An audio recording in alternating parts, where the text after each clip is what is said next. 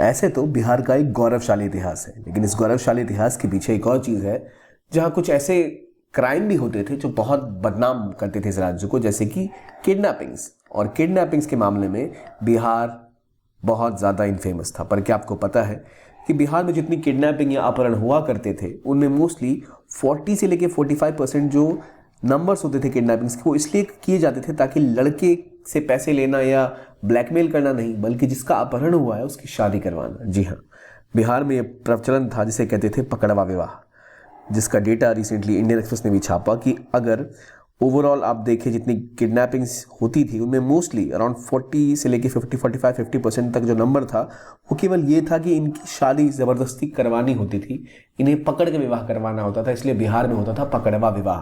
अब ये मुद्दा न्यूज़ में क्यों है? क्योंकि हाल में ही एक और केस हुआ है जहाँ पर एक गवर्नमेंट टीचर को, इन व्यक्ति की जिनका नाम है गौतम कुमार, हाल ही में इनको नौकरी लगी नई नई। गौतम कुमार ने बिहार में बीपीएससी का एग्ज़ाम पास किया और वहाँ पे जो स्टेट गवर्नमेंट में टीचर्स की जॉब थी वो हासिल की। अब जैसे इनको स्कूल टीचर की नौकरी मिली, जो बिहार में बहुत ज़्यादा इन डिमांड है, इनको किसी ने बंदूक की नोक पर अगवा कर लिया और अपनी बेटी से शादी करवा दी।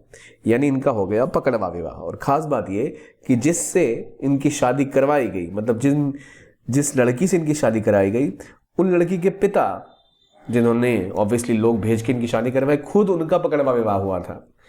यानी ये जनरेशन दर जनरेशन चलने वाला एक दंज है जो बिहार आज भी झेल रहा है। तो हैप्पीली एवर आफ्टर आपने सुना होगा, द हिंदू में बहुत अच्छा आर्टिकल था, द हैप्पीली नेवर आफ्टर। क्योंकि अगर कोई आपकी ज़बरदस्ती पकड़ के शादी करवा दे और बंदूक की नोक पे, तो क्या लगता है आपको वो शादी चल पाएगी? लेकिन बिहार में ऐसा प्रचलन रहा है, जहाँ सालों से ऐसी व्यवस्था रही है कि इतना ज़्यादा प्रचलन था पकड़वा विवाह का कि जो कुंवारे लड़के होते थे और जो जॉब में होते थे वो अपने घरों से शादियों के सीज़न में निकला नहीं करते थे।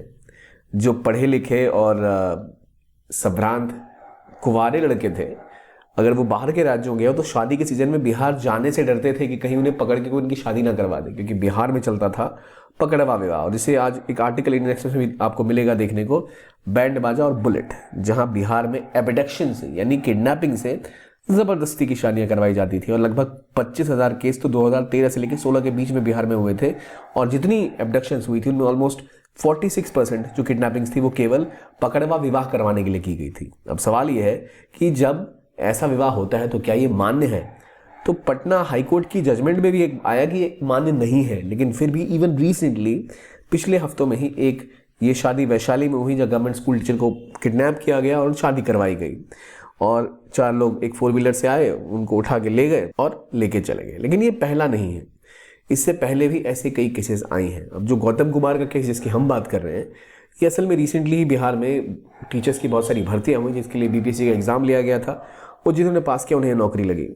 और क्योंकि ये नियोजित शिक्षक हैं, इनकी जो तनख्वाह है, इनकी सैलरी थोड़ी बेहतर मिलती है, तो ये देखा गया कि भाई इनकी शादी करा दी गई। लेकिन इससे पहले भी कई ऐसे केसेस आ चुके हैं जहाँ लोगों ने देखा है कि ज़बरदस्ती शादी कराई गई। जैसे एक पटना की रिसेंट जजमेंट थी जहाँ पर बोला गया था कि जो शादी बंदूक की नोक पर होती है उसे इलीगल कहा था। ये नहीं कि आपने सिर्फ सिंदूर लगा लिया, शादी कर ली तो वो वैलिड हो जाएगा। अब फॉर एग्जांपल रविकांत सिंह का मामला एक और काफ़ी न्यूज़ में था। रविकांत सिंह अपने चाचा के साथ किसी मंदिर में पूजा करने गए थे, वहीं से इन्हें अगवा किया गया, इनकी जबरन बंदूक की नोक पर शादी कराई गई।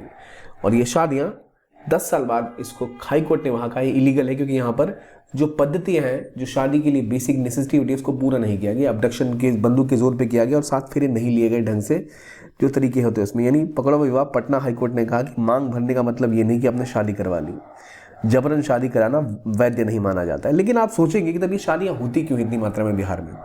तो देखिए, बिहार में पकड़वा विवाह का जो कल्चर था, वहाँ पर एक बहुत बड़ा रोल प्ले होता है वहाँ की व्यवस्था का, सामाजिक व्यवस्था। वहाँ एक ऐसी सामाजिक व्यवस्था पनप गई है जिसके तहत वहाँ पर बहुत ज़्यादा दहेज या डोरी दी जाती है। अब इतनी मात्रा में दहेज देने का मतलब है, कोई लड़का अगर जॉब करने लग गया, आमतौर पे उसके लिए बहुत ज़्यादा दहेज वो डिमांड करने लगेगा, और लड़की के माँ बाप के पास उतना दहेज होता नहीं था। तो किया ये जाता था कि अक्सर सेम कास्ट में ही किसी लड़के को पकड़ के उसकी ज़बरदस्ती शादी करवा दी जाती थी। और फिर सामाजिक दबाव, क्योंकि हम जैसा शहरों में सोचते हैं उसके मुकाबले हर राज्य की सामाजिक व्यवस्था अलग होती है। बिहार में शादी हो जाने के बाद लड़की की तो अब शादी हो गई, उसकी दूसरी शादी होना तो बहुत मुश्किल है, क्योंकि आपने शादी करवा दी, चाहे ज़बरदस्ती हो चाहे जैसे भी हो। तो उसके बाद एक मॉरल प्रेशर पड़ता था लड़के की फैमिली पे कि देखो अब तो शादी हो गई है, जैसे भी करके निभा लो। और अमूमन वो सेम कास्ट या जो सिस्टम होते हैं उसमें ही लड़का चुन के उसकी ज़बरदस्ती शादी कराई जाती थी, ताकि बाद में दबाव डाल के शादी को किसी भी तरह मना लिया जाए कि चलो भाई शादी हो गई तो हो गई। तो ये जो केस रिसेंट आया बिहार में, ये दिखाता है कि कैसे पकड़वा विवाह जो मजबूरी बन चुकी थी एक समय में, क्योंकि इतना ज़रा दहेज का डिमांड दिया जाता था। और जो आर्टिकल्स उनमें क्लियरली मेंशन्ड है कि जितनी हाई कास्ट, जितनी अच्छी जॉब, जितना स्टेबल लड़का, उतनी ज़्यादा दहेज। तो इसलिए बिहार में एक नई इंडस्ट्री शुरू हुई जबरिया विवाह कराने की या पकड़वा विवाह कराने की, जहां पकड़ पकड़ के शादियां लड़कों की करा दी जाती थी। और खौफ का आलम यह हुआ करता था कि लोग जाने से कतराते थे बिहार में एक समय में। और यहाँ एक आर्टिकल बहुत अच्छा जहाँ डिस्कस करता है कि कैसे बिहार में शेखर की बात की गई है यहाँ पर। इनकी शादी की गई थी 18 साल की उम्र में, केवल अपने दोस्त से मिलने चले गए उसके घर, उसको छोड़ने अपने कॉलेज से, और उसी में इनका उठा के इनकी शादी करवा ली गई। उसके बाद सामाजिक प्रभाव से, लोगों के हस्तक्षेप से अंतोगत्वा किसी तरह मामला रफा दफा करके कहा कोई बात नहीं, शादी हो गई तो हो गई, अब निभा लो। हालांकि अभी खुश है, लेकिन बात यह है कि शादी तो ज़बरदस्ती कराई गई थी इनकी भी, जो इनकी ज़िंदगी पर एक बहुत बड़ा प्रभाव छोड़ के गई। प्रभाव क्या, वो तो असल में उनकी जीवन संगिनी ही मर गई। तो पकड़वा विवाह ये एक प्रथा इसलिए चली क्योंकि दहेज इतनी ज़्यादा मात्रा में बढ़ गया, और सामाजिक दबाव शादी के बाद ये करवाने का कि नहीं अब तो शादी हो गई, और एक बार शादी हो जाती है तो हो जाती है वाला प्रावधान इस चीज़ को फोर्स करता था कि नहीं अब तो लड़की की और लड़के की सबकी इज्जत का सवाल है, शादी तो अब हो चुकी है तो इसको निभाना भी पड़ेगा। और ये एक पूरा सिस्टम चला है बिहार में। ये पकड़वा विवाह वाला केस लगातार चलता ही रहा है। तो अब जो हम आमतौर पे किडनैपिंग या एक्सटॉर्शन सोचते हैं, ये बिल्कुल अलग कहानी है। तो पटना कोर्ट की जजमेंट के बिना फिर जो रिसेंट आया उसके बावजूद और उससे पहले भी ये सिस्टम इतना प्रेवलेंट था क्यों? देखिए, रियलिटी ये है कि कहीं ना कहीं बिहार में ये अवधारणा है कि एक बार शादी हो गई तो हो गई, सिंदूर लग गया मांग में तो सिंदूर लग गया मांग में। और जो दबाव या जोर दिखाया जाता है कि हमारी बेटी के साथ कोई बुरा करके तो देखे, उसके बाद हम उसको सबक सिखा देंगे, इस तरह की मानसिकता। लड़की को कभी भी सामान्य दर्जा ना देना बराबर का लड़के के। लड़कियों को हमेशा समझा जाता था कि ये तो एक तरह की रिस्पॉन्सिबिलिटी है जो अब इसके ऊपर लग गई तो लग गई, ये लड़का इसको ढोएगा। ये नहीं कि लड़की भी एक इक्वल पार्टनर है शादी की, उसकी खुद की मान्यताएं हैं, खुद का उसका मानना है। बात ये नहीं कि लड़के को सिर्फ अगवा किया जाता था। इसका मतलब ये नहीं कि लड़की से पूछा किसे अगवा करें, उसे अगवा करवा लिया, नहीं। ये लोग डिसाइड करते थे, हेड ऑफ द फैमिली, जिसको मन किया जिस लड़के को उठा के शादी करवा दी। लड़की से पूछा, लड़के को तो बेचारे को अगवाई करके लाए हैं। दोनों में से किसी की भी इसमें रजामंदी नहीं होती थी और फिर भी ये शादी करवा दी जाती थी। तो ये था रियलिटी पकड़वा विवाह की, जिस समय से चली आ रही थी बिहार में। और आज भी बिहार में इतना ही ज़्यादा एक्टिव है। हालांकि मामले गिर गए हैं, लेकिन आज जैसे रिसेंट न्यूज़ों में देखने को मिली तो उससे पता लगता है किस तरह बिहार में इसको स्टिल पुश किया जाता है। सामाजिक इसको फिर भी एक्सेप्टेंस थी, लेकिन अब धीरे धीरे कम हो रहा है। और लोग जब एक बार मना कर दें तो शायद ये शादियाँ काफ़ी दिक्कत वाली हो सकती हैं। ये तो थी पकड़वा विवाह की बात। लेकिन अगर आपको यूपीएससी की तैयारी करनी है, 2025 का अटैम्प्ट ले रहे हैं, तो बहुत रेलेवेंट है आपके लिए कि अपनी प्रिपरेशन के दौरान आप कॉन्सेप्ट को समझें और कॉन्सेप्ट के साथ कॉन्सेप्ट के पीछे के कॉन्टेक्स्ट को भी समझे। यानी पकड़वा विवाह जैसे हमने जाना कि भाई क्या है पकड़वा विवाह, लेकिन किस परिप्रेक्ष्य में हुआ, ये सामाजिक कुरीतियाँ क्या थी इसने इसको पुश किया। एक तो किडनैपिंग बहुत ज़्यादा हुआ करती थी, प्लस वहाँ पर दहेज बहुत ज़्यादा था, और सामाजिक मान्यता ऐसी थी कि शादी का सामाजिक दबाव रहता था, उसके बाद लोग मान जाया करते थे। अगर इनमें से कोई एक चीज़ भी नहीं होती तो शायद ये चीज़ें नहीं होती। तो इस तरह के हर कॉन्सेप्ट, चाहे ज्योग्राफी हो, पॉलिटिकल साइंस हो, पॉलिटी हो, इकोनॉमिक्स हो, हिस्ट्री हो, आपको पढ़ने होते हैं। उसमें आपको ज़रूरत होती है गाइडेंस की, जहाँ काम आता है आपको एक बेहतर टीचिंग एनवायरनमेंट। और क्लासेस बहुत ज़्यादा महंगी होती हैं, स्टूडेंट्स के लिए अफोर्डेबिलिटी एक बहुत बड़ी प्रॉब्लम है, प्लस फ्लेक्सिबिलिटी, क्योंकि आप दिल्ली जाके नहीं पढ़ सकते। तो इन सब का समाधान लेके आया है PWO, ले आया है आपके लिए अपने फाउंडेशन कोर्सेज के साथ टाइटन और संकल्प, जो केवल 10,999 रुपये में अभी आपके लिए उपलब्ध है, जो एक बहुत ही ज़्यादा अफोर्डेबल प्राइस है।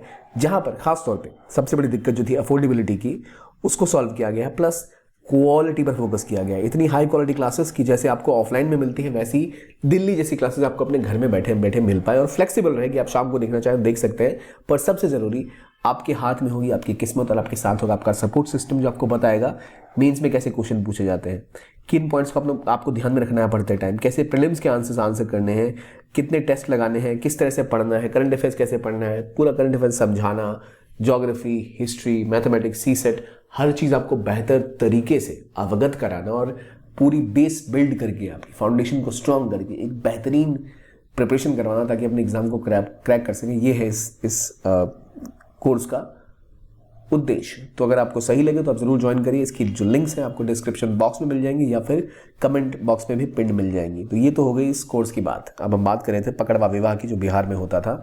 तो न बैंड न बाजा, केवल बुलेट, और इस बुलेट के सहारे हो जाती थी शादियां, और इसे कहते थे पकड़वा विवाह। अब जिनमें कमी आई है, लेकिन शायद वो वापस ना आ जाए बिहार में।